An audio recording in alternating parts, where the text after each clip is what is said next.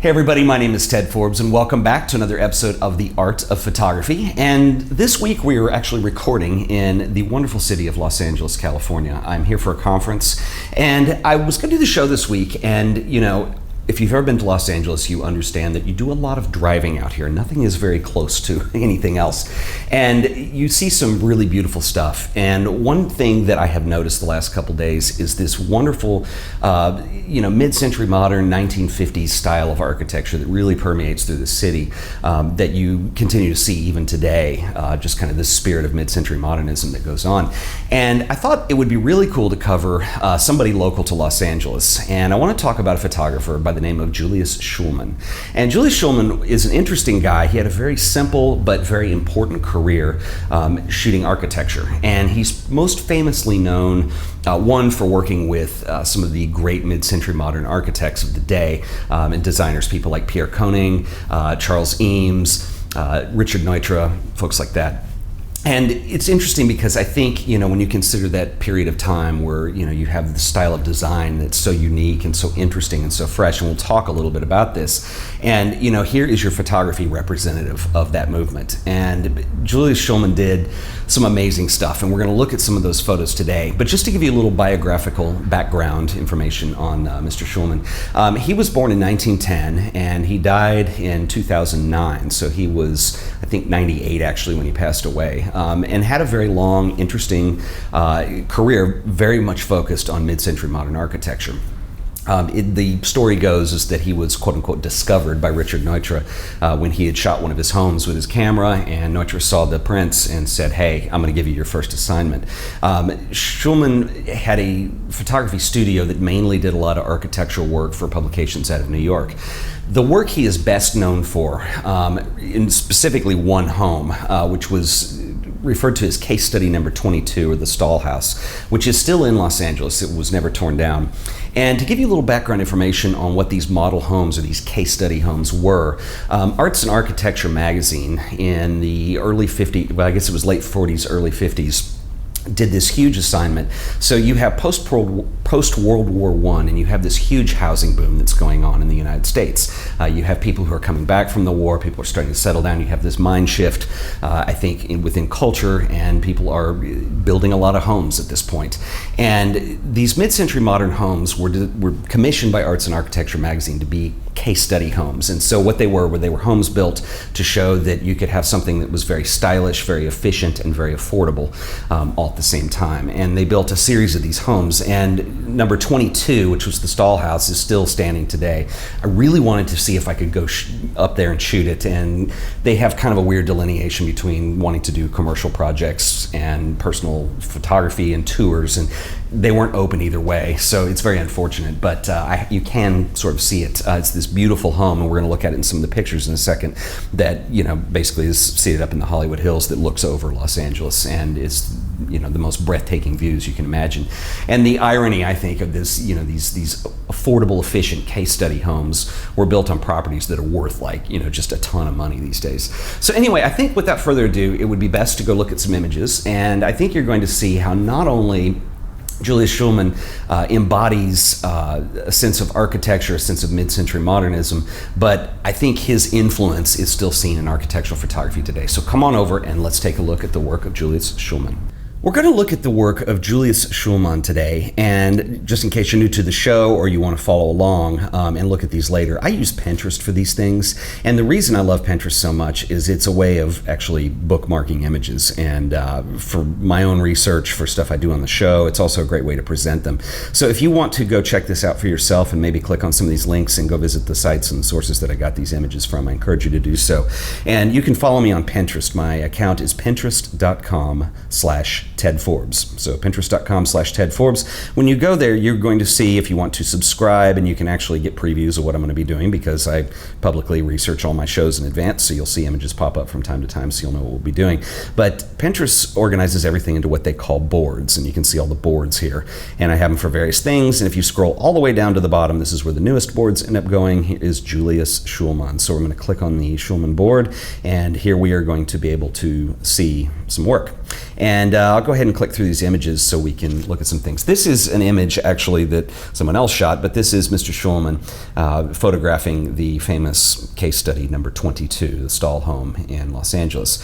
And I love this picture because, here you have the artist at work in his white suit looking like somebody off of Mad Men and his horn-rimmed glasses and his assistant in the background. But a beautiful shot, and you can kind of see that, these model homes that were put together, to be quote-unquote case studies for affordable, efficient American homes in this mid-century style, and how beautiful some of these were. Very modular in design, a great sense of transparency, and we'll talk about some of that architecture as we go through these. But I also want to talk about Shulman and his photography and his compositional sense and a lot of the really innovative things that he did that were just literally amazing. Also, I want to make a note too that there is a documentary that is very much worth watching. I saw it on Netflix, and I believe they still have it in their library there, so you can go put it in your queue. And the movie is called Visual Acoustics, The Modernism of Julius Shulman. And it's quite good. They talk about the Stahl House quite a bit in there. And if you are interested in Shulman as we look through these images, I highly recommend that documentary as a film as a must watch. Going through some of his images here, you're going to see, this is an earlier image, I believe, and it's not really representative of what Shulman does, but it's a really interesting image of these two figures looking over the valley of Los Angeles here, down from the hill. And you do have the classic smog already in the back and the way the lighting works, but to me this image I love because there's such a sense of hope, a sense of looking forward, and what you're seeing here too is like we're talking about in mid-century, so 1945 or so, you have the end of World War II and you have this shift in culture and social economics, and you have people buying homes and rebuilding and looking forward to a future of America. And I love this image. It represents that, and it's simply beautiful.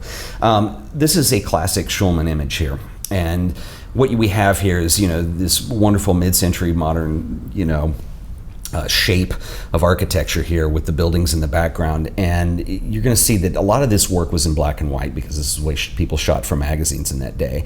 Printing costs for color were a lot different than black and white, and so a lot of his techniques in black and white photography are simply stunning. And I think what makes this shot is the way the clouds play against this structure here, and the high contrast nature of what you're seeing with the clouds. It goes from your brightest highlights down to some of your darkest shadows within the sky. This was probably done with some kind of orange or red filter because the sky and the blue literally turns just about black in here. And just very classic black and white photography in a high contrast style, but also the way the shape works. And if you go back, if you're interested in this, we did last year a whole bunch of composition episodes, and I encourage you to go back and look at some of those because we talk about how shape influences a picture, how objects or figures, as we call them, relate on the ground or on the photograph, so how these figure relationships make composition work. And I think that Shulman really embodies a lot of that in this classic style. There are some color photos as well, and we'll look at a couple of these these people in this house, and they definitely have the throwback, madman-esque style to them. But very beautiful work, and I love the bright colors. They tend to seem a little more dated, I think, mainly because the fashion and then also the color sense too. But I really think that Shulman's best work is when he's shooting black and white, and those are the classic images he's known for. Here's another this idealism of the modern family in suburban America, and you have the mom mowing the lawn here, very stylish in her hat and shorts, and the way the kid on the bike using motion blur to bring a sense of activity into the image. And also funny are these orange trees that are kind of hanging down here too. But anyway, wonderful photograph and beautiful work. Another thing I want to show you with regards to Shulman is this, and this fit in very much with the design aesthetic of a lot of these model homes, or a lot of these actual homes that he was building by very well-known architects and designers of that day. But using a lot of these you can see too. It's like they're modular in the sense that you have very stark functionality of the home, but also this contrast of indoor versus outdoor versus the space that the home creates. And you can see the woman here who is, I'm sure in the image to give somewhat of a sense of scale to this.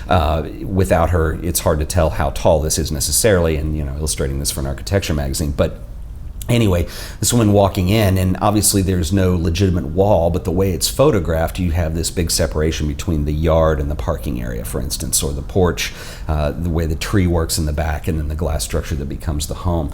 And I think that this composition echoes what you're seeing in architecture and in design in this time. And this is a really eye-catching compositional tool that, it was kind of, a certain style that Shulman shot a lot, and you're going to see this with these, really stark. Sorry, this image is really big and doesn't really fit on the screen, but the way these stark rectangular lines work within the composition and clearly divide things much like the home does, without being too separated off, I guess, in some ways. So anyway, some really beautiful work. Another great one, just the way that this is kind of the opposite of what we've been talking about, but this is actually shot off center, and at almost a 45-degree angle, the way the rocks work in front of this building, and actually beautiful the way the light works. And we've talked about this too on the show, but when we did Masterclass Live a long time ago, one of the things I talk about a lot if you're learning how to shoot photos, particularly landscape, architectural work, anything outdoors, is timing is everything. And the way the sun is setting and this building is lit, this is not the same shot at different times of the day. And I think that Shulman was really good at, and it's almost like the landscape equivalent of Henri Cartier-Bresson's decisive moment, but it is a decisive moment of time where the sun is in juxtaposition to what's going on in the shot. And of course, shooting in Southern California, you have a little more predictable weather with less rain than you do in other areas of the country, but either way, you could tell that Shulman, that was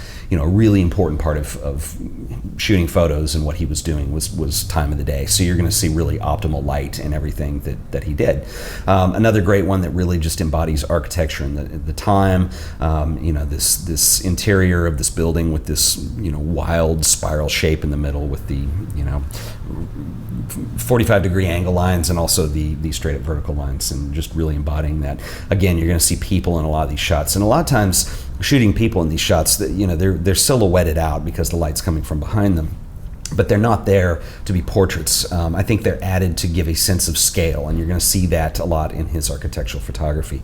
Some more stuff that's absolutely cool too, I think, is a lot of these shots for mobile that he did of these modern gas stations, with the way these large overhangs are lit, and such a great sense of style, time of the day, mid-century modernism, the design in the cars, again, having people placed in here.